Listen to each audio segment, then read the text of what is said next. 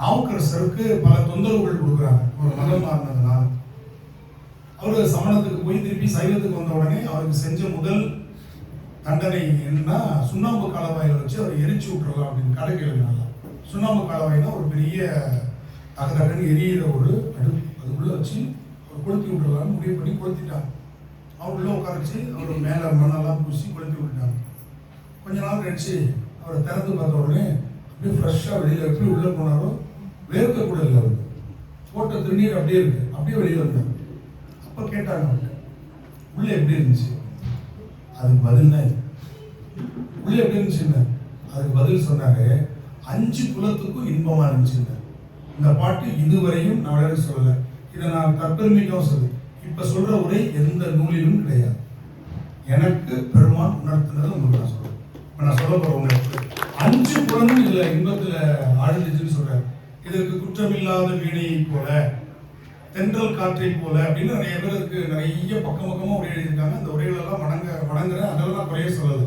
இதற்கு இப்படி ஒரு பொருளை பெருமான் சிந்திக்க வச்சிருக்காரு. என்ன தெரியுமா? மெய்வாய் கண் மூக்கு செடியில் 5 புலன் இருக்கா. இப்ப மாசில்லாத வீணை அப்படின்னா என்ன பொருள்னா, நல்ல தொடர்ச்சி வச்சிருக்கிற வீணைன்னு அர்த்தம் இல்லை. நம்ம பொருள் அப்படி புரிஞ்சுக்க கூடாது. அந்த தந்திகள் முடுகிய நிலை இருக்கு பாருங்க, ஒழுங்கா முடுக்கி இருந்தா அதுல இருந்து வரக்கூடிய நாதம் ஸ்ட்ரிங் அப்படின்னா அது எந்த அலைவசையும் வேறுபாடு இல்லாம அழகா இருக்கு. மீட்டோம்னா சத்தம் வரும். அதை சொல்ற முதல்ல. அப்ப அதுல இருந்து வரக்கூடிய ஓசை எப்படி இருக்குமோ அது போல மாலை மதியமும் நிலவு இருக்கு. இப்ப நமக்கு தெரியுதா? நிலவு இல்லைன்னு சொல்ல முடியும்? இல்லைங்க சாயங்காலம் வரும்னு நான் சொல்ல முடியும்? நம்ம மற்றவங்க மாதிரி நிலவு இருக்கு நமக்கு தெரியல. அப்ப மாலை நேரத்தில் வருகிற நிலவு தான் குளிர்ச்சியை தரும். புரிஞ்சுக்கிட்டீங்களா? அப்ப மாலை நேரம் மதியம், மதியம்னா இந்த இடத்துல நிலவு. அடுத்தது வீசு தென்றல், தென்றல் காற்று. தெற்குல இருந்து வீசுற காற்று தென்றல், வடக்குல இருந்து வீசுறது வாடகை அப்படிலாம் சொல்லுவாங்க. கொண்டல், இது கோடை அப்படிலாம் சொல்லுவாங்க. அது அடுத்தது வீங்கு இளவேனில். இளவேனில் ஸ்பிரிங் சீசன், இளவேனில் இல்லையா? இப்ப நம்ம முதுவேனில் இருக்கிறோம். நம்ம தகதகன் தரிக்கிற அடுத்த மாசம் அக்னி நட்சத்திரம், அதான் முதுவேனிலுடைய உச்சம். அதுக்கப்புறம் கொஞ்சம் கொஞ்சமா குறைஞ்சு நம்ம காலங்கள் மாறும். அடுத்து மூசு வண்டரை பொய்கையும் போன்றதே ஈசன் எந்தை இணையடி நீண்டதே.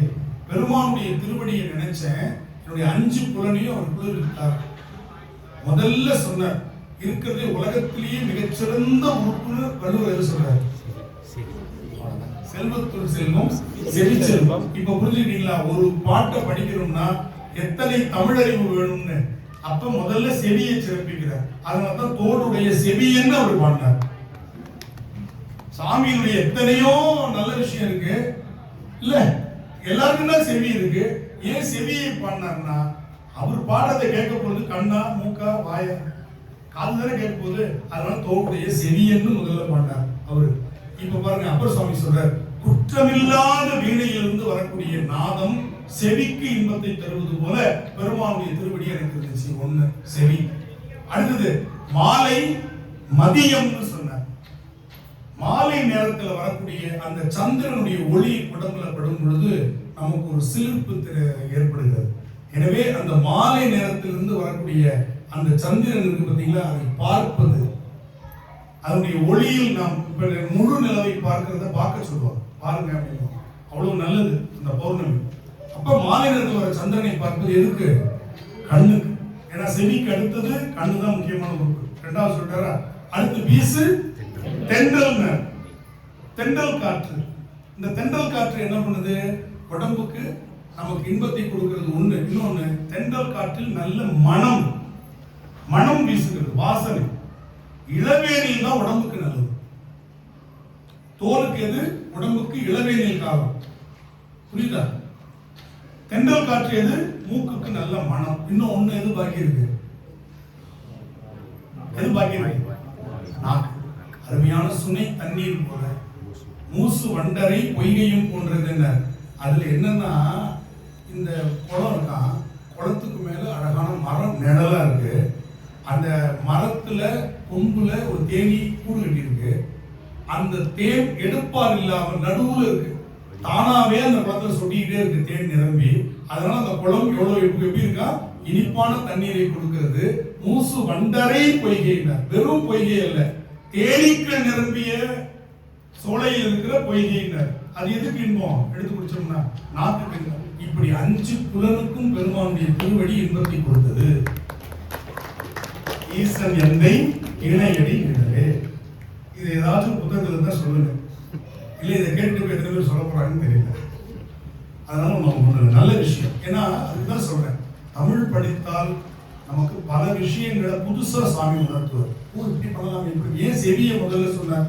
இதற்கு எந்த புத்தகத்திலையும் யாரும் காரணம் சொல்லல, திருக்குறள்ல தான் அந்த காரணம் இருக்கு. செல்வத்துள் செல்வம் செவி செல்வம். ஏன் செவியை பாடினார் இல்லையா?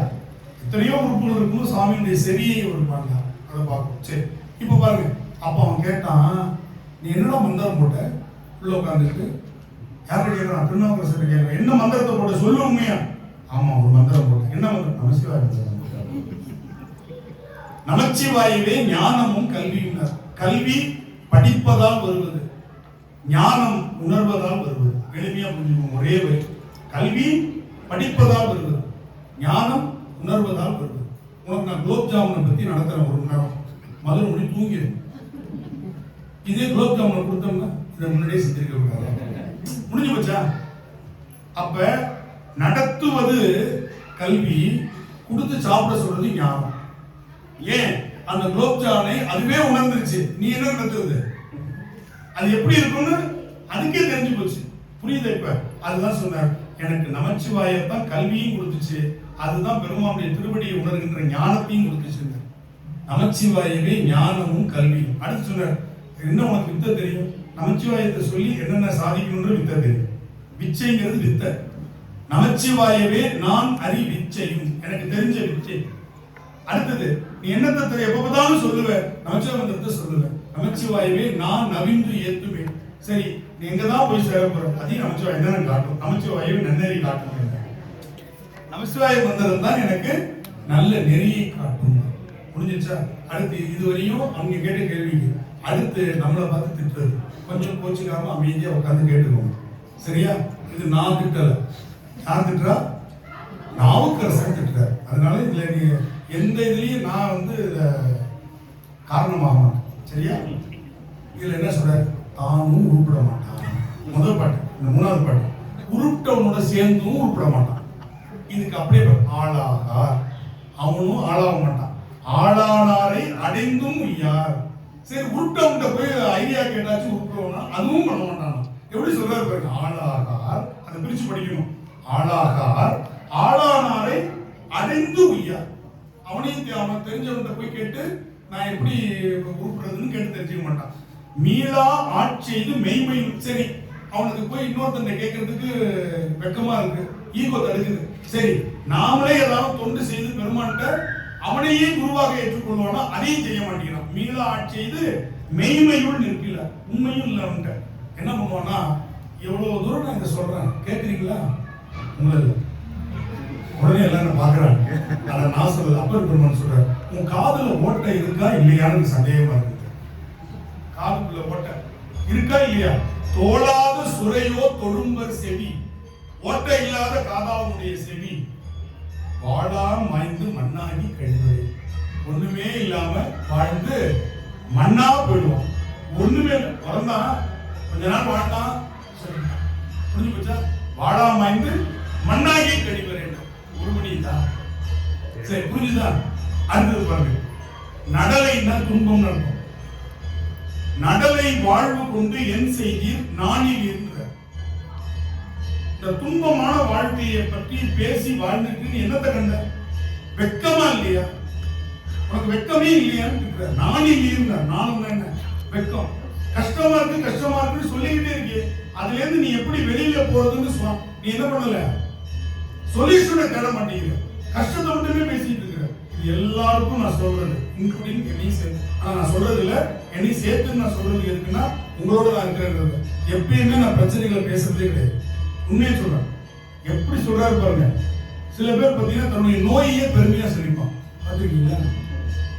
தன் நோயே பெருமை, எனக்கு சுகர் சார் அப்படின்னும். ஏன் சிரிச்சு சொல்றதா? அது பைத்தியமான நீ, உனக்கு வியாதி வந்திருக்கு, என்னவோ 20 லட்சம் ரூபாய் பணம் கிடைச்ச மாதிரி சொல்லிட்டு இருக்கிற, அது பெருமையை சொல்றாம பாருங்க.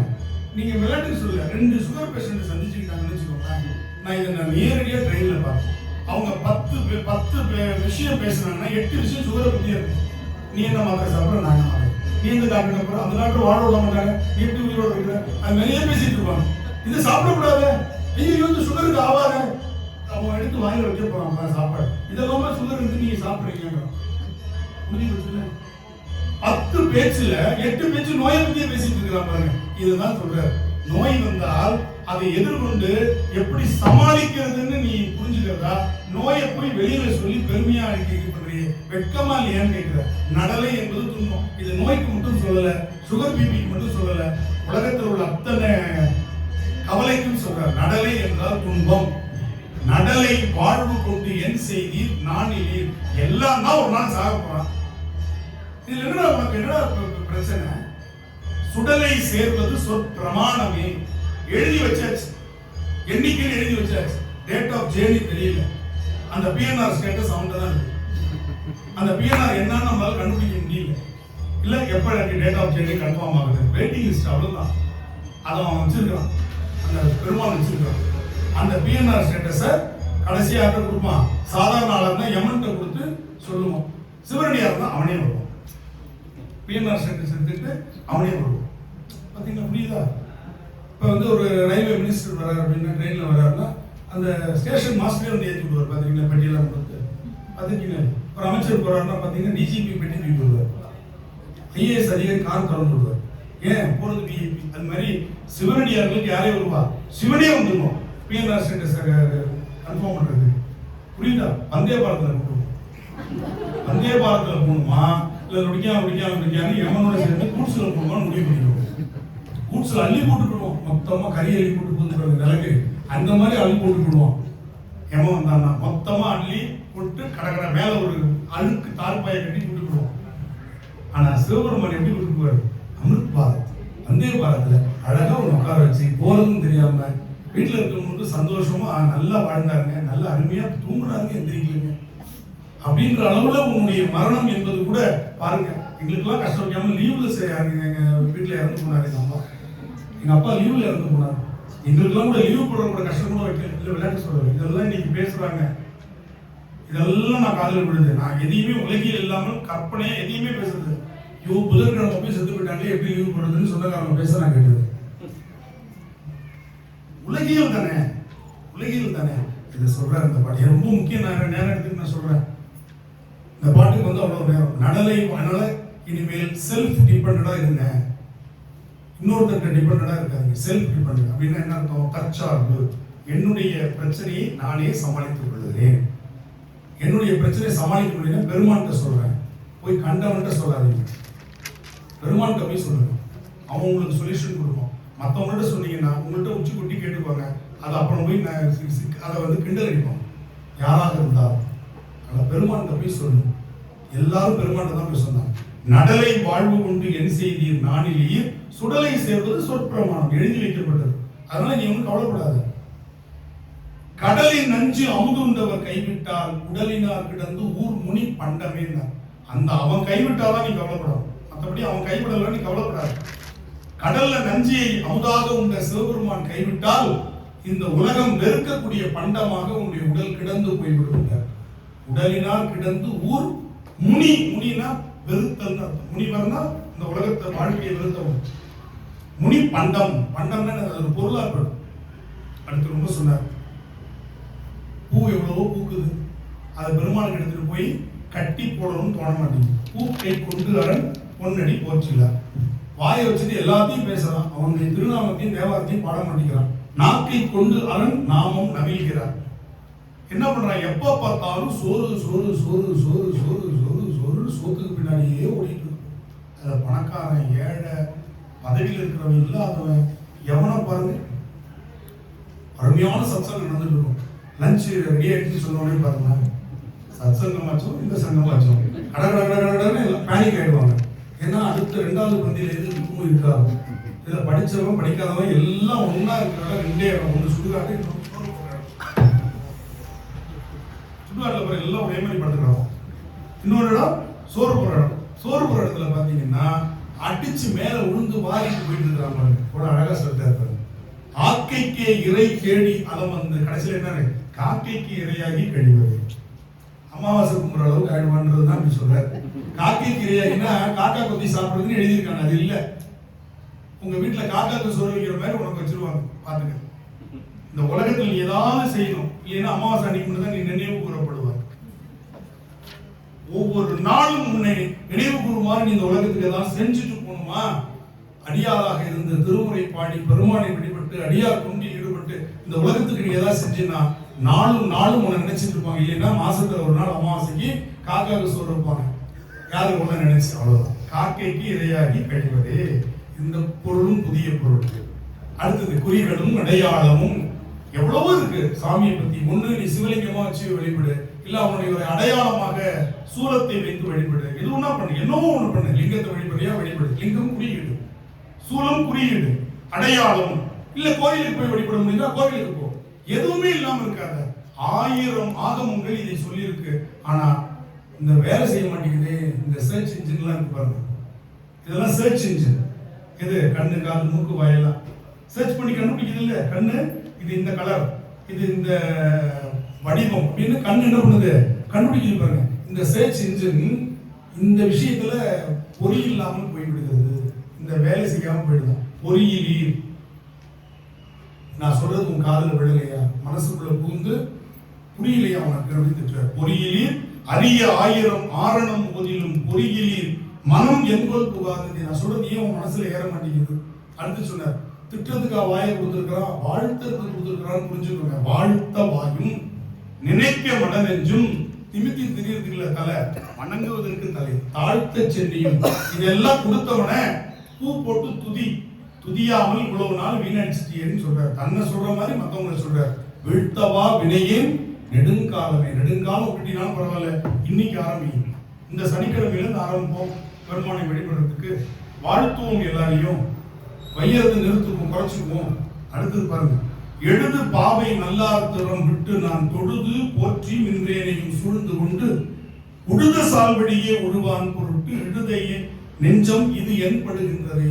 அதாவது என்னன்னா, இவர் ஆணாக இருந்து பாடுவதால் பெண்ணாசையிலேயே போயிடுறோம், பெண் ஆணாசையிலேயே போயிடுறாங்க. ஒன்று தெரிஞ்சுக்கோங்க, நம்முடைய தர்மத்துல 4 விஷயங்கள் சொன்னாங்க. படிக்கிற காலம் பிரம்மச்சரியம்னு சொன்னாங்க. படிக்கிற காலம், அதுல வேற எந்த இதுவும் வரக்கூடாது. அதுக்கு பேர் பிரம்மச்சரியம்னு பேர். வாழ்க்கையில இன்பத்தை அனுபவிக்கிற காலம் கிரகஸ்தம்னு பேர். ஆணுக்கு பெண்ணும் பெண்ணுக்கு ஆணும் இந்த குடும்பத்துல எல்லா இன்பத்தையும் அனுபவிக்கிறதுக்கு உரிமையுடைய காலம் எது, கிரகஸ்தம். அதுக்கப்புறம் அந்த 60 கல்யாணம்னு ஒன்று பண்ணுவாங்க, மணிவிழா. அதுல இருந்து அவங்க வானப்பிரஸ்தம்னு பேருக்கு. இல்லறத்துறவு, வீட்டுல இருப்பாங்க, கணவன் மனைவியா இருப்பாங்க. ஆனாலும் தங்களுடைய பிள்ளைகள், தங்களுடைய பேர பிள்ளைகள், இவர்களுடைய நலன்ல இவங்களுடைய கவனம் செலுமே தவிர தங்களுடைய சுகத்தை பற்றி அவர்கள் இது பண்ண மாட்டாங்க, கவலைப்பட மாட்டாங்க. இதற்கு பேர் வானப்பிரஸ்தம். அதற்கு பின்னால் கணவனோ மனைவியோ துணை இல்லாமல் இருக்கும் பொழுது சந்நியாசமாக அவர்கள் தங்களை துறவியாக இல்லத்திலிருந்தே அவர்கள் தங்களை மாற்றிக் கொள்வார்கள். அதுக்கு பேர் சந்நியாசம். அப்படி இருந்தாங்கன்னா 80 வயசு வரையும் பாட்டி தாத்தா 2 பேரும் இருக்காங்கன்னா 2 பேரும் தேச யாத்திரையாக வீட்டை விட்டு கிளம்பிடுவாங்க. அப்படி அப்படியே போயிட்டே இருப்பாங்க. வீட்டுக்கு வருஷத்துக்கு 2 தடவை 3 தடவை தான் வருவாங்க.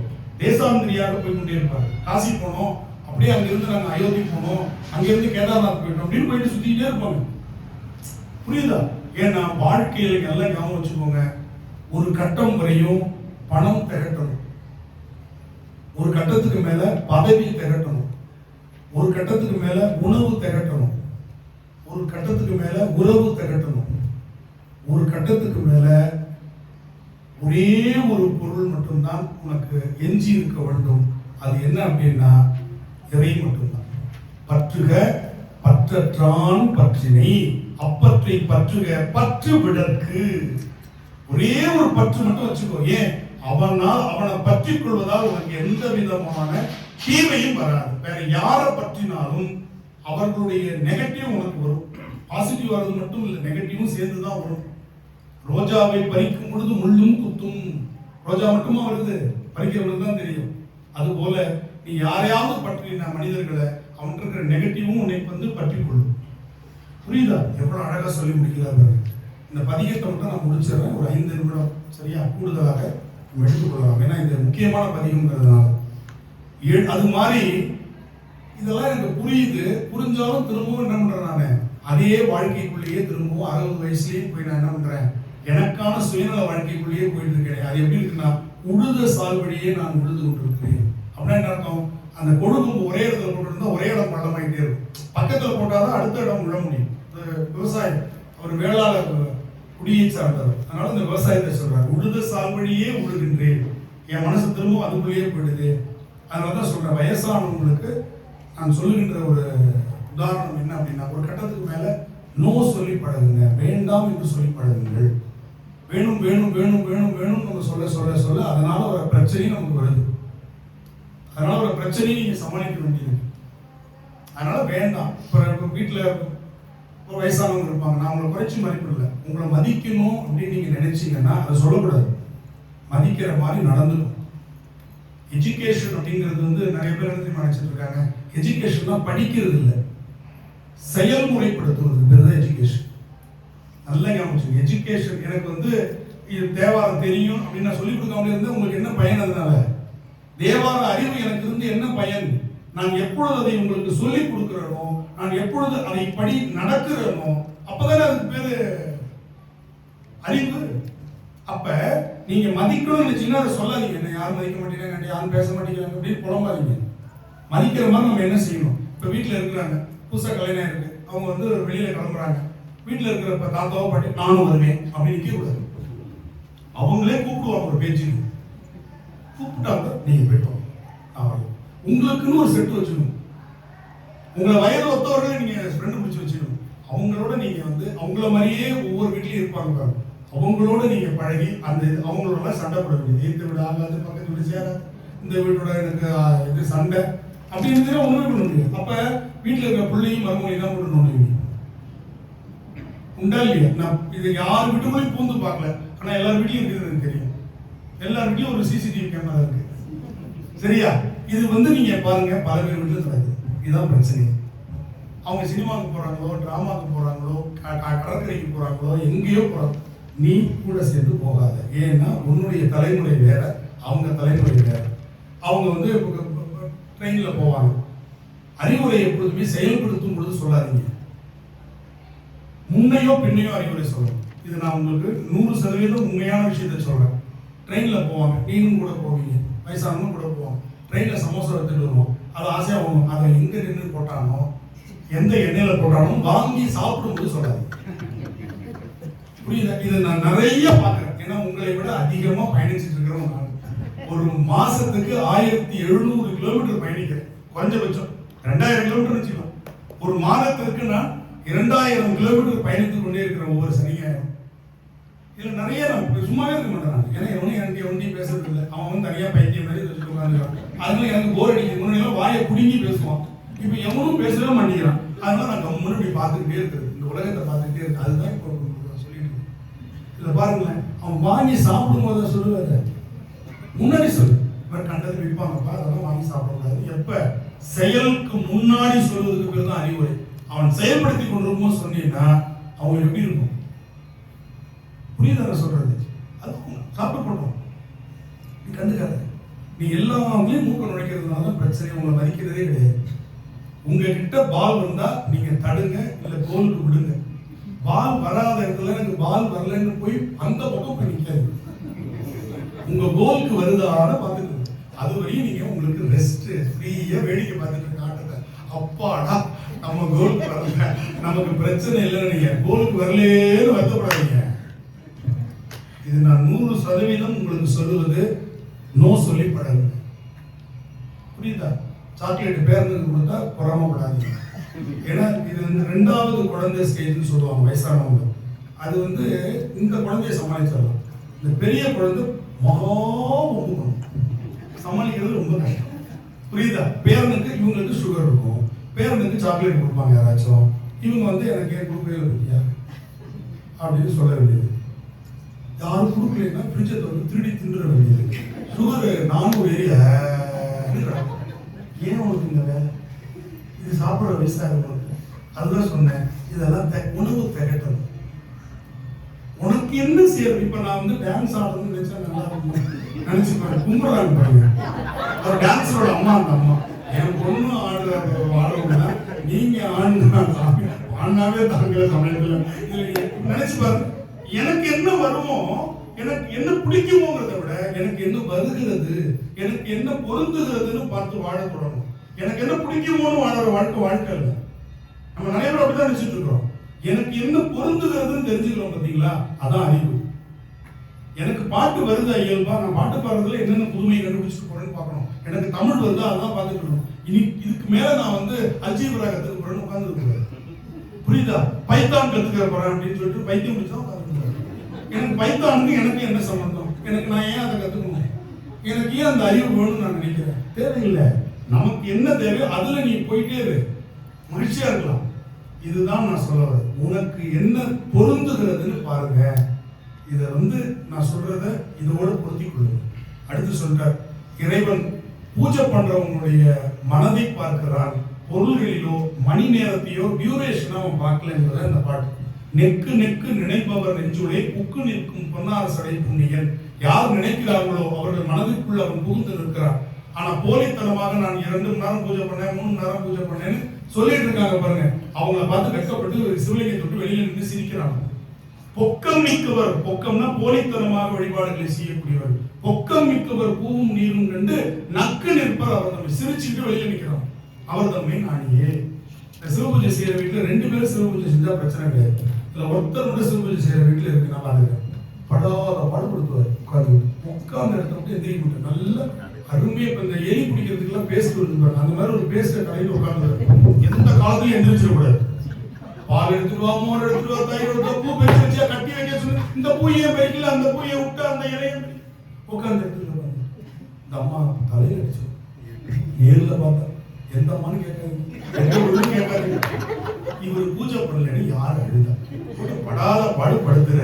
அதுல வந்து 6 மணிக்கு கிளம்பணும்னா 4 மணிக்கு எழுந்திரிச்சு உட்காந்துக்கிட்டு இந்த அம்மாவை போட்டு படுத்தி எடுத்துட்டு இருப்பாரு. வீட்டுல இருக்கிறவங்க அப்புறம் எப்படி அவங்களுக்கு வழிபாட்டின் மீது ஒரு ஆசை வரும். வீட்டில் இருக்கிற பிள்ளைங்களுக்குலாம் எப்படி ஆசை வரும், வெறுப்பு தான். நீ செஞ்சு உன் வேலையை பார்த்து நாங்கள் எதை செஞ்சு கொடுப்போங்க, நீங்கள் என்னங்க ஒரு பிரசாதம் செஞ்சு கொடுப்போம் சாமிக்கு, நான் எதாவது செஞ்சு கொடுக்கணுமா, எதாவது சொல்லுங்க அப்படின்னு கேட்குற மாதிரி நீங்கள் வச்சுக்கோங்க. கேட்காதீங்க. அதுதான் சொல்கிறேன், செல்ஃப் டிபெண்ட். வழிபாட்டில் என்ன பண்ணணும்னு சொல்கிறேன். நீ இப்படி ஆடம்பரமாக வழிபாடு செய்வதை பெருமான் விரும்பவில்லை. நீ என்ன பண்ற அதுதான் விரும்புகிறார். புரியுதா? அதுதான் சொன்னார். பொக்கம் மிக்கவர் பூவும் நீரும் கண்டு நக்கு நிற்பர் அவர் தம்மை நான். கடைசியில் சொன்னார், இறைவன் எங்க இருக்கிறான்னா கோவிலில் மட்டும் இருக்கான்னு தேடிட்டு இருக்காத, விறகுல தீ மாதிரி இருக்கிறான், பால்ல நெய் போல இருக்கிறான். சரி, பால்ல நெய் இருப்பது பாலில் தெரியாது, அதை பக்குவப்படுத்தும் பொழுது நமக்கு அது வெளிப்படும். அது போல உன்னுடைய மனம் பக்குவப்படும் பொழுது உன் உயிரில் இருக்கிற இறைவன் வெளிப்பட்டு உனக்கு தெரியுமா. இதான் கடைசி பாட்டு. விறகில் தீயினன் பாலில் படுனை போல் மறைய நின்றுள்ளன். பால் ஒரு நாளில் கெட்டு போகும், தயிர் 2 நாளில் கெட்டு போகும், வெண்ணெய் 1 வாரத்தில் கெட்டு போகும். ஆனால் நெய்யாக உருக்கி வைத்து விட்டால் அது பல காலத்துக்கும் கெடாது. அப்படி பக்குவப்பட்டு அதான் சரியை, கிரியை, யோகம், ஞானம். சரியை என்பது பால், கிரியை என்பது தயிர், யோகம் என்பது வெண்ணெய், ஞானம் என்பது நெய். எனவே இந்த படிமுறை வளர்ச்சியை நீ பக்குவப்படுத்தினா இறைவன் இருக்கிறது நீயே புரிஞ்சுக்கலாம். பாலில் படுகை போல் மறைய நின்றுள்ளன் மாமணி சோதியான் உறவு போல் நட்டு. உனக்கும் அவனுக்குமாக உறவு, சரியை நெறி அப்படின்னா என்ன? தாச மார்க்கம்னு ஒரு உறவு வச்சுக்கோ. நீ ஆண்டான், நான் அடிமை. சற்புத்திர மார்க்கம், நீ தந்தை, நான் மகன். சகமார்க்கம், நீ எனக்கு ஃப்ரெண்டு, நான் உனக்கு ஃப்ரெண்டு. சன்மார்க்கம், நீ எனக்கு குரு, நான் உனக்கு சீடன். ஏதாவது ஒரு உறவு கோல் நட்டு உணர்வு கயிற்றினால், பக்தி என்ற அன்பு கயிற்றினால் முருக வாங்கி நல்ல அழகா வாங்கி கடைய, அந்த தயிரை கடைய முன் நிற்கும் என்ன அந்த வெண்ணெய் திரண்டு பாலிலிருந்து வந்து வெளியில் தெரிவது போல பெருமான் உன் உயிருக்குள் இருந்து வெளிப்பட்டு உனக்கு காட்சி கொடுப்பான் என்று அழகாக சொல்லி முடிக்கிறார். விறகில் தீயினும் பாலில் படுனை போல் மறைய நின்றுடன் மாமணி சோதியான் உறவு கோல் நட்டு உணர்வு கயிற்றினால் முருக வாங்கி கடைய முன் நிற்குமே என்று இந்த பாட்டை நம்ம நிறைவு செய்வோமாக. திருச்சிற்றம்பலம். நாடுடைய சிவனே போற்றி, எந்நாட்டவர்க்கும் மறைவா போற்றி, காவாய் கனகத்திரளே போற்றி, கைலை மலையானே போற்றி போற்றி. அடுத்த வகுப்பு 10 மணி சரியா